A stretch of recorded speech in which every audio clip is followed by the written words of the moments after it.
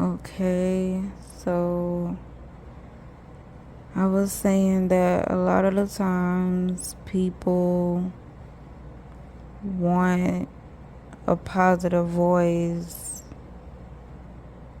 outside of themselves to, make them want to keep going on and just fighting through whatever they're, fighting through. But a lot of the times, in reality, we don't have those positive voices that we need to hear to just come through in the right time and, all that. A lot of the times, we just may have ourselves, and a lot of the voices around us aren't necessarily positive, or they don't necessarily tell you, or lead you out of whatever it is you're going through that could be, weighing down on your spirit. Um, a lot of times you have like somebody just probably weighing down on you, and they're close enough to you to where they can do that. And like I say, if you don't have a positive voice outside that, then it's like you have to get to the point where it's like, okay, I need to become this for myself, because I don't have this. I don't have this voice. Now I have to become my own voice, because I have to love me just like they tell me to love my neighbor. I have to love myself just as much, because I'm a soul just like the next person standing next to me. I have a spirit, I have a brain, I have a soul, I have feelings, I have everything this person next to me does. And I need to be able to love me just the same way I can love somebody else, if not even more. So a lot of the times you just have to become that voice for yourself, and encourage yourself, because that's how you pretty much just stay out of getting into a super dark place. Because could you imagine just you going through something crazy and it's just weighing down on you, your spirit, your mind, your body, your feelings, your everything is just so draining. And then not only that, the people that surround you that you want there in your corner or whatever, it's just really not even aiding you in any way, shape, or form. It's like, damn, like, what do you think that's going to do to you? That's just going to it's going to take you down. It's going to dang near wipe you out.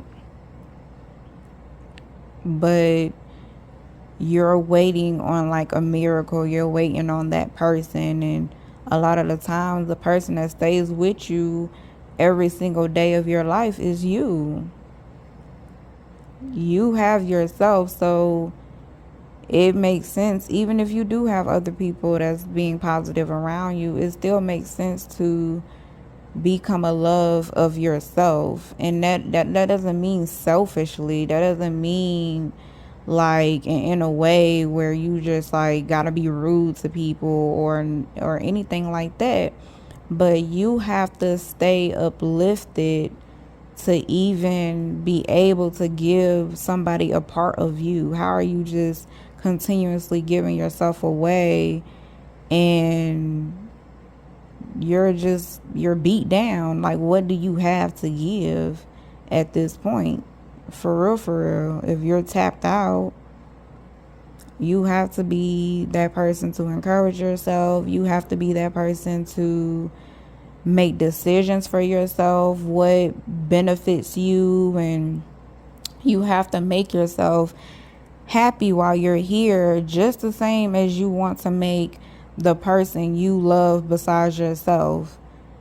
You love some. You could think of the love that you have for somebody else and put that on yourself. Like, implement that within yourself. Like, hey, like, I love myself just as much as I love this person. What does that look like for me?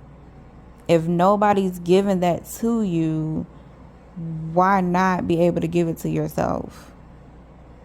How is that being selfish? What does that look like? Defending yourself, let something not seem right, feel right, come up? Is putting yourself first in a situation like that considered being selfish? If you technically always put somebody before yourself. So I don't know, it's just something to think about, like we have to uplift ourselves. It's a great thing to do. It's a great strategy, whatever,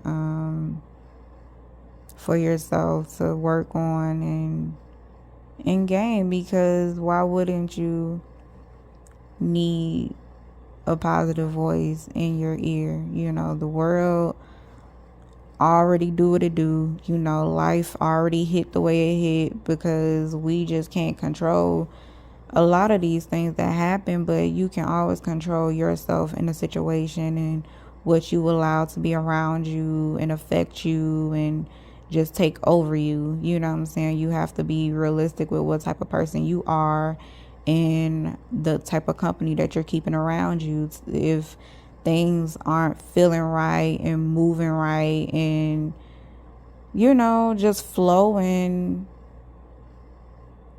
how you would want it to be, or close to be, you have to start looking at yourself and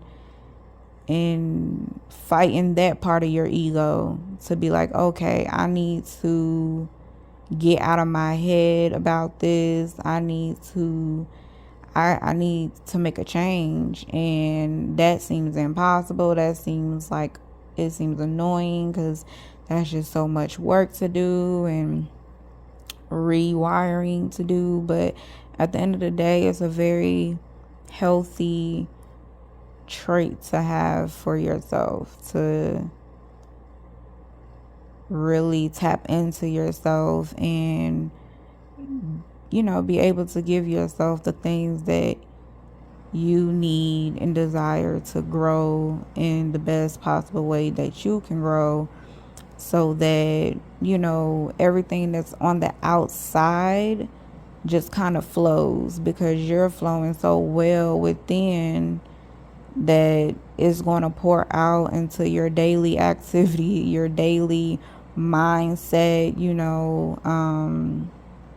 It's just going to pour over because you're tapped into yourself and you're looking at things in multiple perspectives, because you realize it's just not one type of perspective. Like I said, if you have all those negative voices and you are also going through a negative situation or something like that, that's going to take over you. That's what your mind, body, and spirit is going to be displaying in your daily activities and things like that. But once you get that positivity, that positive voice, which I always recommend that it be your own voice, because your voice follows you.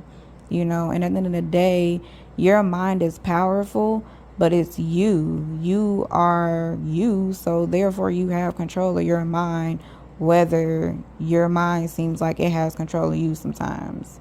It's definitely the opposite, but you have to fight that that voice, that negative voice, and be like, no, like, I'm in control of this ship. I am the leader of myself, and I'm going to get myself together. I'm going to you just got to self-proclaim what is for you, and yeah, positive voices.